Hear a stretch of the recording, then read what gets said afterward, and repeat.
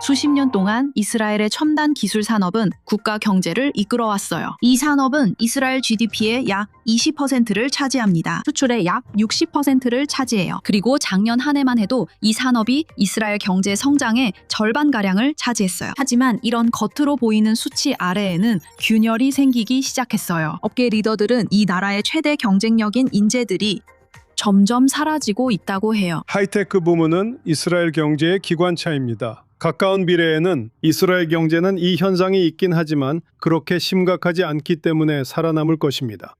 장기적으로는 그것이 치명적일 것입니다. 그 위협은 강조해도 부족합니다. 업계는 한 가지 위기만 겪고 있는 것이 아닙니다. 여러 가지 위기에 직면해 있습니다. 인공지능, 전쟁, 셰켈 강세, 그리고 증가하는 두뇌 유출. 알렉스 그린버그에게 이런 변화들은 이론적인 것이 아닙니다. 이미 일어나고 있는 일입니다. 이제 소프트웨어 개발자만 관리하는 게 아니라 이제 그는 AI 에이전트 팀을 관리하고 있습니다.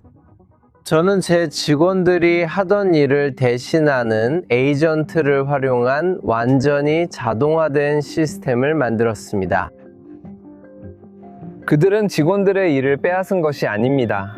그들의 일이 바뀐 것입니다. 이제 그들은 시스템을 돌보는 역할을 합니다. 오늘날 AI도 여전히 감독이 필요합니다. 내일은 아마도 그렇지 않을 거예요. 저는 실제로 제 에이전트들과 대화하면서 제가 원하는 것과 원하는 방식에 대해 말할 수 있고 답변도 받을 수 있어요. 처음에는 실수가 많아요. 하지만 그들은 꽤 빠르게, 심지어 무서울 정도의 속도로 배워요. 이미 고용 시장을 변화시키고 있어요. 오늘날 이스라엘에서는 하이테크 분야의 일자리가 줄어들고 있어요. 대학교를 막 졸업한 주니어들은 예전에는 보통 쉽게 일자리를 찾고 업계에 발을 들이곤 했어요. 그들은 이제 일자리를 찾지 못하고 있습니다. 우리는 변화가 시작된 것을 느끼고 있고, 제 관점에서 3년에서 5년 후에는 상황이 더 복잡해질 거예요. 왜냐하면 어느 시점이 되면 AI가 인간을 대체할 수 있게 될 테니까요. AI도 여전히 인간이 필요합니다. 그리고 제가 보기에는 AI의 많은 부분이 인간을 필요로 할 겁니다. 만약 여러분이 AI와 함께 일하고 AI를 활용하는 법을 배운다면 분명히 잘해낼 수 있을 거예요. 초창기 인터넷 시대를 생각해보세요. 사람들은 인터넷이 일부 일자리를 빼앗을 거라 생각했고 실제로 그렇게 됐어요. 하지만 이를 활용하는 법을 배운 사람들은 결국 일자리를 갖게 됐습니다. 단기적으로는 일자리 기회가 줄어들 것입니다. 하지만 저는 이스라엘이 새로운 일자리를 창출하는 데 있어 실제로 매우 좋은 위치에 있다고 생각합니다. 상황이 어느 정도 정리되면 AI에서 새로운 기회가 생길 것입니다.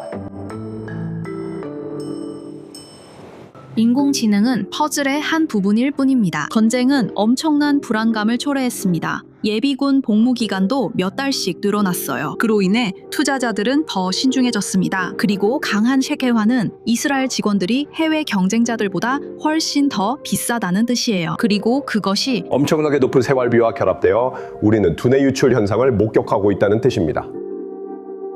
2019년 이후로 이스라엘 내에서 일하는 이스라엘 연구개발 직원의 비율이 69%에서 62%로 감소했습니다. 셰켈이 달러에 비해 매우 강세입니다. 이것은 우리가 해외에서 올렸던 매출이 과거에는 급여와 임대료를 충당할 수 있었지만 이제는 더 이상 그런 비용들을 충당하지 못하게 되었습니다. 두 번째 문제는 이스라엘의 불확실성입니다. 그래서 투자자들은 자금을 해외에 두는 것을 선호합니다. 하지만 가장 큰 걱정거리는 기업들이 아닙니다. 그것은 바로 사람들입니다. 전쟁이 시작된 이후로 매달 800명 이상의 이스라엘 첨단 기술업계 종사자들이 장기적으로 해외로 이주하고 있습니다. 이는 전쟁 이전보다 약 70% 더 많은 수치입니다. 많은 나라에겐 이 숫자가 작게 보일 수 있습니다. 하지만 이스라엘 첨단 기술 산업은 고용 규모가 큰 산업이 아닙니다. 이 분야 종사자는 약 40만 명뿐입니다. 대략 근로자 10명 중 1명꼴입니다. 그런데도 그 직원들은 나라 경제의 거의 5분의 1을 창출합니다. 수출의 거의 60%와 전체 소득세 수입의 약 4분의 1을 차지합니다. 그래서 경제학자들은 비교적 작은 두뇌 유출조차도 큰 영향을 미칠 수 있다고 말합니다. 정부는 대응을 시작했습니다. 이스라엘 기술 인재들을 다시 국내로 유치하기 위한 세제 혜택을 도입했습니다. 투자자들에게 새로운 인센티브도 제공했습니다. 그리고 약 10억 셰켈을 국가 인공지능 전략에 투입하기로 약속했습니다. 가장 큰 위험은 두뇌 유출입니다. 레바논이든 이란이든 미사일에 대한 이스라엘의 방어에서 가장 극적인 부분은 강력한 첨단 기술 분야에 기반을 두고 있습니다. 그래서 이 인재들이 나라를 떠나면 우리는 이런 위협에 훨씬 더 많이 노출될 것입니다.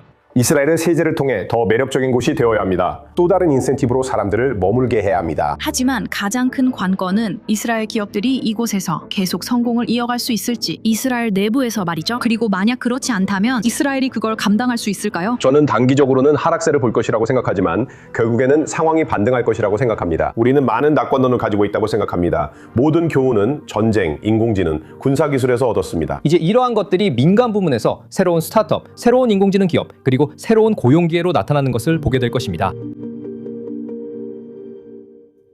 그리고 우리는 이 이야기를 더 이어가 보겠습니다. 그럼 바로 나다브 코헨을 스튜디오에 모시겠습니다. 당신은 텔아비브 대학교의 인공지능 교수이자 이뮤비 스타트업의 공동 창립자입니다. 이번 리포트에서 우리는 스타트업 국가로서 현재 우리가 직면하고 있는 많은 도전 과제들에 대해 들었습니다. 가장 큰 도전은 무엇이라 생각하시나요? 저는 우리가 정말로 다양한 종류의 도전 과제에 직면해 있다고 생각합니다. 그중 일부는 전 세계적인 것입니다. 그중 일부는 국내적인 것입니다. 저는 전 세계적인 도전 과제들만으로도 매우 중대하다고 생각합니다. 그리고 우리가 직면한 국내 도전 과제들은 지정학적 문제와 또한 통화 문제, 여기에 더해집니다. 하지만 저는 이렇게 봅니다.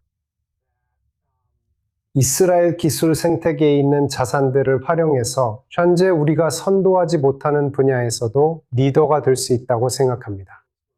그리고 그것이 이러한 도전에 대처하는 데 정말 도움이 될 수 있습니다. 어떤 분야를 말씀하시는 건가요? 그래서 다양한 종류의 분야가 있습니다. 저는 우리가 전반적으로 AI 분야에서 리더가 될 수 있다고 생각하지 않습니다. 생성형 AI 혁명, 어떤 면에서는 우리가 조금 뒤처져 있다고 생각합니다. 이스라엘은 예전에는 다른 나라들에 비해 AI 분야에서 훨씬 더 앞서 있었습니다. 하지만 지금은 확실히 미국과 중국뿐만 아니라 다른 나라들보다도 뒤처져 있습니다. AI에는 혁명이 일어나지 않은 부분들이 있다고 생각합니다. 그 부분에서는 우리가 정말로 선도할 수 있습니다. 그리고 제가 개인적으로 매우 관심이 많은 대표적인 예가 바로 물리적 AI입니다. 이는 실제 물리적 세계에서 작동하는 AI를 의미합니다. 로보틱스나 제조업 최적화, 헬스케어, 드론 등이 있습니다. 이스라엘이 이 분야를 선도할 수 있다고 생각합니다. 그리고 왜 이스라엘이 이런 주제들에서 특히 선도할 수 있다고 생각하시나요? 여러 가지 이유가 있습니다. 첫째, 우리가 북방을 중심으로 한 생태계입니다. 우리는 현장에서 매우 거친 환경에서 입증된 많은 기술들을 보유하고 있습니다. 이러한 기술들을 현장에 적용하는 데 필요한 다양한 분야에서 경험이 풍부한 많은 엔지니어들이 있습니다. 여기에는 매우 탄탄한 학문적 배경도 있습니다. 특히 인공지능 이론과 수학과 같은 기초적인 측면에서 그렇습니다.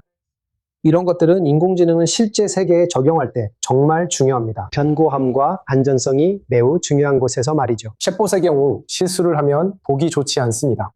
만약 실제 세계에서 로봇이 실수를 한다면 그 결과는 치명적일 수 있습니다. 그리고 국방과 학계라는 이 두 축에 더해 밀접하게 연결된 스타트업 생태계도 있습니다. 저는 이 세 축을 잘 연결하면 우리가 진정한 경쟁력을 가질 수 있다고 생각합니다. 하지만 당신은 어떻게 생각하세요? 보고서에는 두뇌 유출에 대해서도 언급되어 있었거든요. 이런 인재들이 모두 해외로 나가면 어떤 일이 생길까요? 그래서 두뇌 유출에 확실히 문제가 있는 거군요. 그것은 여러 가지 요인에 의해 발생합니다. 저는 우리가 리더가 됨으로써 도움이 될 거라고 생각합니다. 많은 사람들이 자신의 재능을 발휘할 수 있는 곳에 끌리고 그곳에서 정상에 오르고 싶어 합니다. 그리고 방금 말씀드린 이런 분야에서 이스라엘이 정상에 설 수 있고 일부는 머무는 것을 선호할 것입니다. 특히 이런 분야에서는 아마 사이버 분야와 달리 사람들이 알다시피 이스라엘 방위군을 떠나고 파리공공 부대나 바른 부대를 나와 스타트업을 창업해 세계 최고 전문가가 될 수 있는 곳입니다. 이러한 AI 분야, 특히 물리적 AI 분야에서 학문적 배경이 매우 중요하고 이런 훈련이 정말 필요합니다. 수십 년에 걸친 훈련입니다. 그래서 학계, 즉 아카데미아는 그게 바로 우리가 의존해야 할 주된 원동력입니다. 그러면 방금 미국과 중국 사이의 경쟁에 대해 말씀하셨는데 지금 그들이 앞서가고 있다고 생각하시나요? 그럼 인도나 동유럽에 대해서는 어떻게 생각하세요? 그쪽 기술자들은 더 저렴하고 때론 더 많은 지식을 갖고 있잖아요. 그들과 경쟁하는 것에 대해 어떻게 생각하세요? 이스라엘은 예전에는 기업들이 유럽이나 서구보다 더 경제적이어서 연구개발센터를 두던 곳이었다고 생각해요. 죄송합니다. 예전에는 서유럽이나 미국보다 더 저렴했어요. 좋은 인재를 얻을 수 있었지만 비용은 더 저렴했죠. 지금은 그렇지 않은 것 같아요.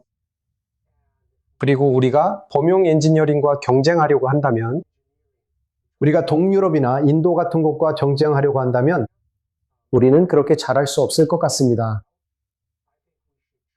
저는 우리가 성과 면에서 최고가 될 수 있는 분야에 집중해야 한다고 생각합니다. 그래서 우리가 상대적으로 비싸더라도 여전히 투자할 가치가 있습니다. 사이버 분야가 그 예입니다. AI에서도 우리가 그 수준이나 더 높이 갈 수 있다고 봅니다. 그리고 마지막으로 마무리 발언을 부탁드립니다. 교수님께서는 대학에서 가르치고 계신데 여전히 사람들이 소프트웨어 공학 같은 전공을 공부하러 가는 것을 추천하시나요? 네, 추천합니다. 하지만 변화와 트렌드에 주의를 기울이고 소프트웨어 공학이 이제 끊임없이 변하는 분야라는 점을 이해해야 한다고 말씀드리고 싶습니다. 항상 변화하고 있습니다. 요즘은 프로그래밍만으로 부족합니다. AI 모델이 일을 잘 해낼 수 있습니다.